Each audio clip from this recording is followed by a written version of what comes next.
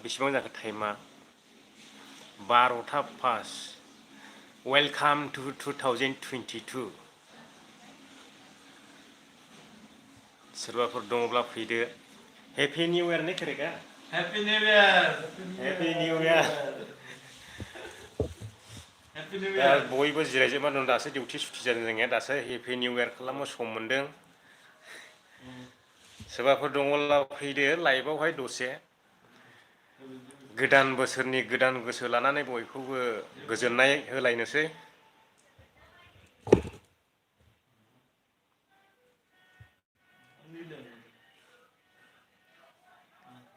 दा बयबो बिजि जोब जानो हागौ हेपि निउ इयार सानै फैजेनबाय हेपि निउ इयार बयबो गोदान गोसो लादो फुरानाफोरखौ सोलायनानै गोदान गोसो good morning bro good morning happy new year welcome to 2022 happy new year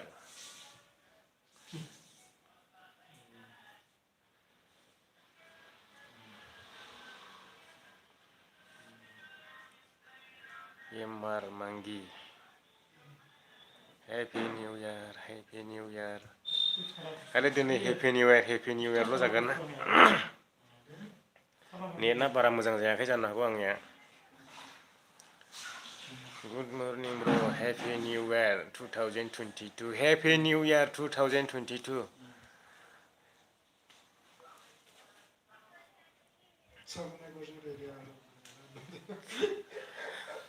लोगोफ्रा बुजिया नालाय मिनियो आंनि रावखौहाय हेपि निउ इयार 2022 लैथोमा ब्रह्म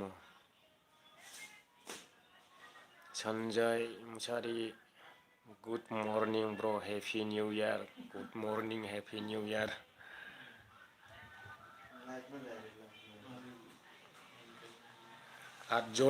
आठजन फैजेनबाय हेपि निउ इयारनि लाइक होदोरा हेपि निउ इयारनि लाइक माथो लाइक नांथारा सानैल' होदों दाबो good morning bro happy new year बयखौबो गोदान बोसोरनि गोदान गोसो लानानै फैलायबाय दिनै फार्स्ट टाइम दिनैनि दिनाव रावखौबो हेंथा दाहो रावखौबो दुखु मोनहोनायनि खोथा दाबुं बे फार्स्ट दिना गोथारै गोथार बारहोलां फार्स्ट दिनखौहाय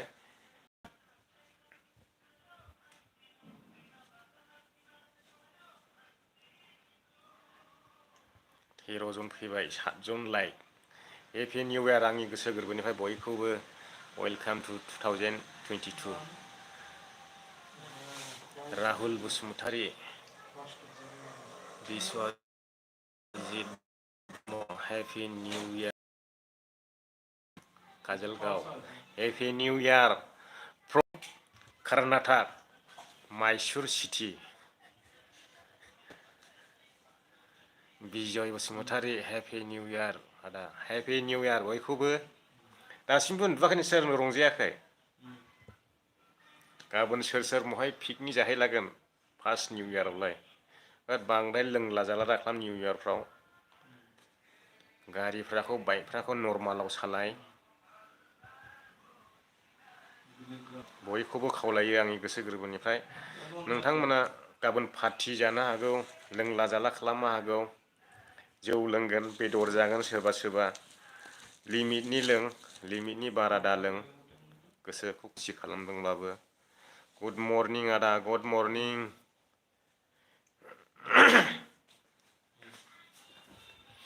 आंलाय जेरावबो थांनो मोनाखिसै ना बमायानो बायनो मोन्दों ना मायानो बायनो मोन्दों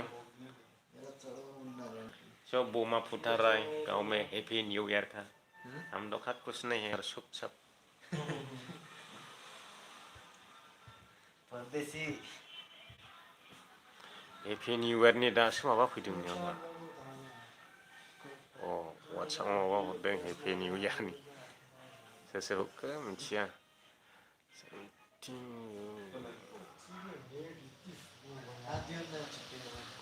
मबाइलाबो थुलाबो जालायलालै फाग्लासो थाबथाव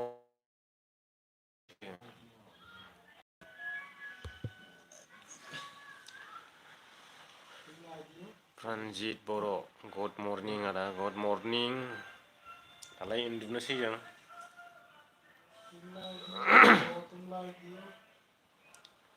आरबि travel blog happy new year 2022 आदा हेपि निउ इयार 2022 बयबो इसोरनाव प्रार्थना खालामदो बे 2022आ मोजाङै मोजां बारग'लांनाय बायदि दानि बायदि 2020 निफ्राय 2021 सिम कर'ना भाइरास सोलिदों बे जाहाथे बे 2022आव जाफिना बेखौ बयबो इसोरनाव आर'ज खालामदो मोजाङै मोजां बोसोरखौ बारग'होनो हानाय बायदि आरो जोंबो एसे लाइफनि थाखाय खामायनायावहाय मदद मोननाय बायदि आं लाखिथ'बाय दे ब्र' होनब्ला थाथ'लायदो दे जागोन थांदो आंबो दसे समल' हेपि निउ इयार खालामनो थाखाय नोंथांजों एकदम गोसोआव रंजाबाय थानाय फैदों बिनि थाखायनो ससेब्लाबो लाइभ फैनानै नोंथांजों आङो हेपि निउ इयार खालामबाय दासो गखादों डिउटियाबो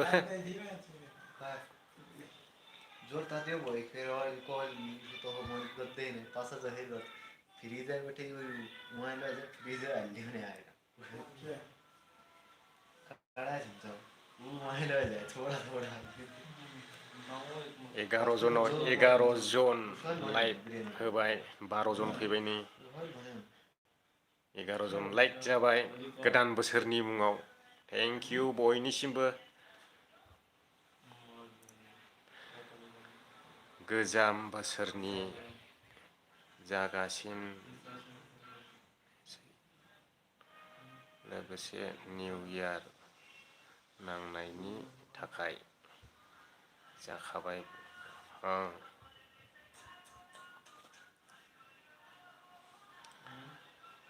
गोजाम बोसोरखौ बिदाय होनायनि मोनसे मेथाइ दंमोनलै बावजोब्बाय आं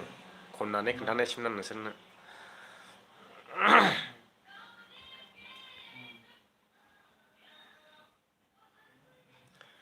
जोंबो उन्दुनोसै दसे उन्दुनायालाय महाय दानो उन्दुगोन जै गोदान बोसोरनि आदा जै गोदान बोसोरनि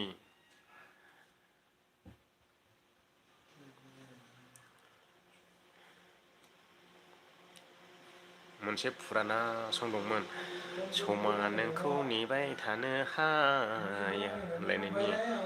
जोंबो गोबाव थाबाय थानो हाया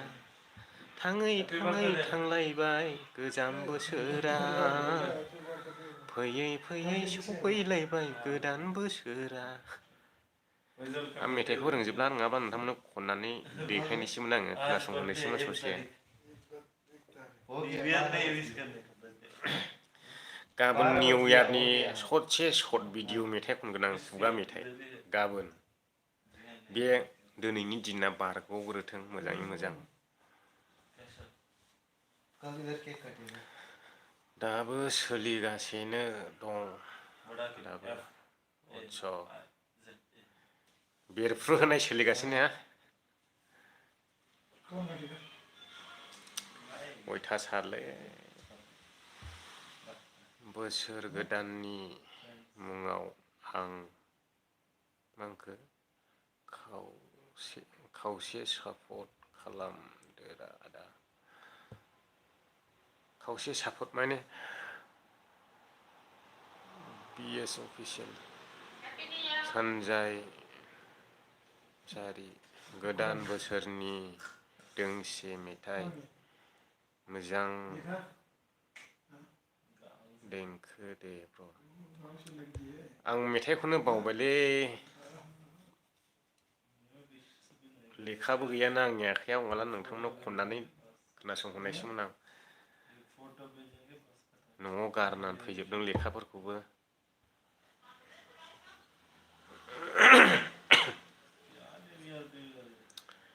गगासो मोनबायरा माथो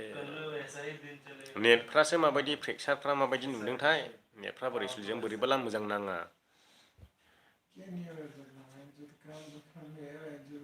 सबिता नार्जारि गाबोन पार्टि जागोन ना जाया दा गैया आंहा पार्टिनि चान्सआनो गैया गाबोन मारखुब बिजिसो जागोन रेस्टुरेन्टाव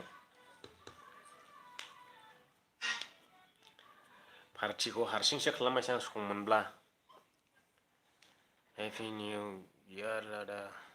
आंसो सर्वेश्वर सर्वेश्वर मालाथो पार्टि खालामगोन जोंलाय गोदान बोसोरनि आङो नैबे फैगोन सप्तायावहाय सुटि मोनगोन मंगलबार नङाबा बुधबार सुटि मोनगोन सुटि लानानै फै एसे बे माबायाव बेरायनो राजानि न'आव बेरायनो गोदान बोसोरनि पार्टिया नोंसिनावसो खालामजागोनलै आंनाव जाथारा माथो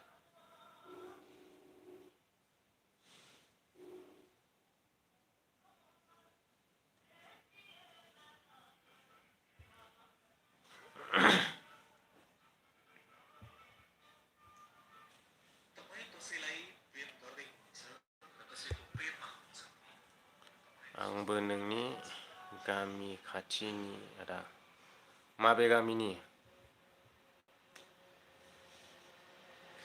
प्रफाइलाबो फिसाल' नुयो 11 मिनिट थाबाय आङो लाइभआव दा दोनथ'नोसै नामा लोगोफोर बयखौबो हेपि निउ इयार गोसो गोरबोनिफ्राय आरो जायफ्रा दा रंजागासिनो दङ बमा बेफ्रुगासिनो दं जोंहा गैया अमासि थेवबो दसे सम अनलाइननि गेजेरजों नोंथांमोनजों हेपि निउ इयार खालामबाय अफिस होनलायलांबायमोन जेबो बेफ्रुहोनो जेबो राहा गैयालाबो दसे सम खुगाजोंनो हेपि निउ इयार खालामबाय अगुरिनि अगुरिनिथ' सिनायजोबखायो सोरबा सोरबा आंबो सिनायब्लाबो आं नामखौ मिथिजोबा जों जागोन दे आदा सुटि मोनगोन ना मोनाथाय मोनगोन मानो मोना जानो हारि नार्जारि हाय आदा hello happy new year happy new year happy new year happy new year happy new year welcome to 2022 Daithun Basumatary happy new year 2022 Bandhu happy new year 2022 welcome to 2022 Sanika Baglary happy new year आदा happy new year welcome to 2022 बयबो आसा खालामदो आरो गावबागाव गसाइनाव आर'ज गाबदो जाहाथे थांनाय बोसोर बायदि बे 2022 बोसोरा जोंनि थाखाय हेफाजाब एबा जोंनि थाखाय खैफोद लाबोआ दानि बायदि कर'ना भाइरासजों भुगिनांनाय बायदि बेफोरबायदि जाया बे गोदान बोसोराव बिनि थाखायनो नोंथांमोनखौ गावबागाव इसोरनाव आर'ज गाबनो थाखाय नोंथांमोनखौ खावलायनाय जाबाय जाहाथे जोङो गावबागाव लाइफआव गावबागाव आथिङाव गसंनो थाखाय लाइफनि थाखाय रां रुफाफोरखौ मोजाङै मोजां खामायनो हायो बिनि थाखायनो नोंथांमोनाबो गावबागाव इसोरनाव आर'ज गाबदो जायहा जायखौ मानियो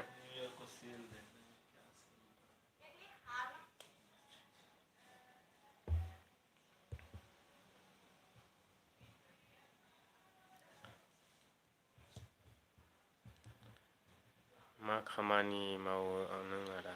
आंनिया बेनोसै रेस्टुरेन्टनि खामानि बे गोरान गोरान बेदर सावनाय दाउदैनि ओंखामनि एवनाय चावमिनजों ओंखामजों दाउदैजों एवनाय बेनोसै सोर सोर दङलै आदा आं हारसिंल' दङ बेयावहाय गासिनबो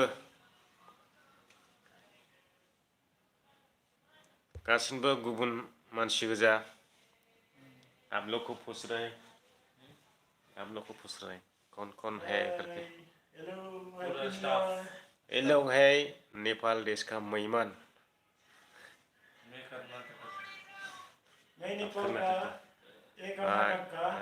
लोकल है और 3-4 भाई लोग है ये लोग नेपाल का हमारे इंडिया का मेहमान बोला जाता है अभी हैप्पी न्यू ईयर हो गया ना सो गया अभी तो बोल दो कोई नहीं सोया हमारे गांव में अभी सब पुटा पटाखा फट रहे फोड़ रहे हैं पूरा। हाँ। क्या करें भाई लोग ऐसा ही है इधर मना नहीं सकते अभी क्या कर कुछ भी पूरा लॉकडाउन। हैप्पी न्यू ईयर 2022 आदा नों बहा बहा पार्टी नहीं है आं बियर नहीं क्या भी नहीं मुंबई मुंबई मुंबई में तो मैं 8 साल रह चुका है यार 8 साल काम करके आया कौन सा जगह में मुंबई में मुंबई निफ्राय बुंदों ओइ अनन्त बर' मबे सिटियाव मुंबईआवलाय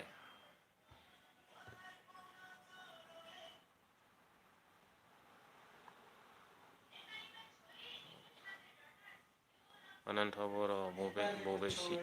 बबे सिटिनि नामखौ खोन्थादे होमब्लानो मिथिगोन मुंबई मुंबई वाशी माफा इमादिसी रोड थलोजा पनबिल कल्याण नगर अंधेरी बांद्रा कुरुला दादर बायखाला मुंबई इंडिया गेट गासैखौबो आं गिदिंनानै फैजोबनाय मानसि 8 बोसोर आं थादों मुंबईआव आं दंफां मांखो दंफांनिसो खामानि मावो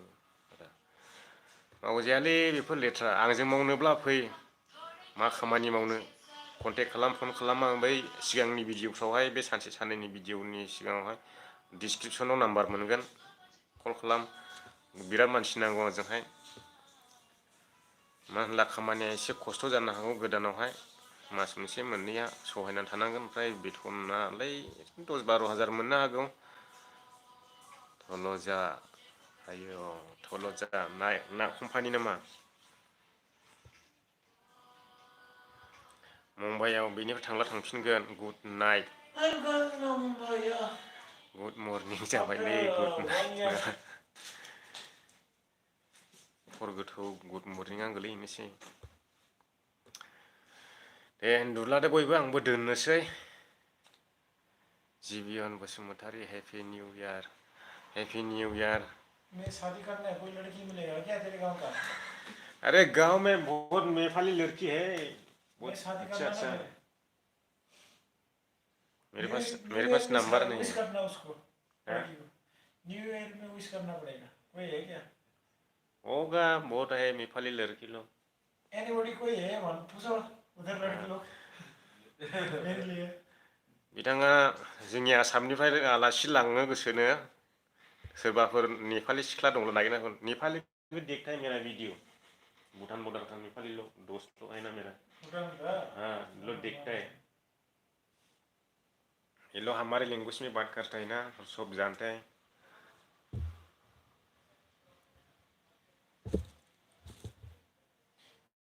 रिप्लाई नहीं आया कोई नहीं है रिप्लाई नहीं आया बिथां आदाया मुंबईआव बहा थायो आङो माफायाव थायोमोन माफा बुथुलि गामियावहाय थायोमोन कोई लड़की नहीं है मेरे लिए मिलेगा लड़की तो पहले घूमने के लिए जाना पड़ेगा तेरी भाषा में बोलना उधर कोई लड़की है मेरे लिए पूछो मिलेगा लड़की तो बहुत होगा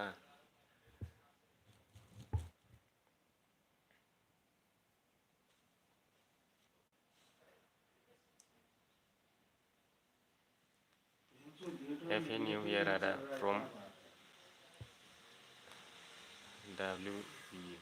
WB मा जाखोरा सिबियान सोरगियारि दासो आदा 2010 दोनथ'नोसै होनला लोगोफोर जोंबो उन्दुनोसै बिराद गोबाव जाबाय हैप्पी न्यू ईयर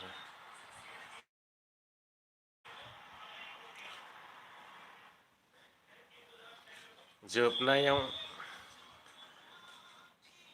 20 मिनिटआनो जाबाय ने जोबथारनायाव बयखौबो हेपि निउ इयार आदा happy new year Mithun Basumatary जोबनायाव बयखौबो हेपि निउ इयार गोदान बोसोरनि जै 2022 बाय बाय 2020 वेलकाम टु 2022 जोबनायाव बयखौबो हेपि निउ इयार जै बर' हारिनि जिउ लावथों दा आं बेयावनो दोनथ'बाय नोंथांमोनजों बिदाय लाबाय आरो जोबथारनायाव गोदान बोसोरनि जै 2022 दोनथ'बाय दे लोगोफोर हरबो गोथौ जाबाय नोंथांमोनाबो उन्दुदो आंबो उन्दुनोसै गाबोन फुंनि 10थानिफ्राय डिउटि खालामफिननांगौलाय गोदान बोसोरनि जै जाबाय दे दोनथ'बाय